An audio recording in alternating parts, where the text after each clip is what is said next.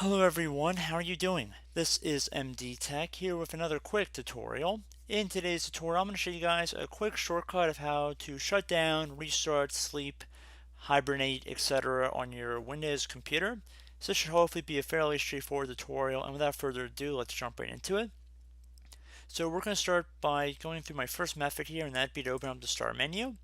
On the left side, there should be a power icon where if you hover over it, it should say power. If you left click on that, you should have options here to either sleep, shut down, restart, or hibernate if your computer supports it. Now, if you'd rather use a keyboard shortcut, you can just hold down the Control Alt Delete keys on your keyboard at the same time. And you see we have some options up at the top. If you go down and left click on the little power icon at the bottom right corner here, we see we have additional options that were also included on the start menu as well. So you could always select one of these as well. So pretty cool and straightforward tutorial. Hope you guys were helped out. And as always, thank you for watching, and I look forward to catching you all in the next tutorial. Goodbye.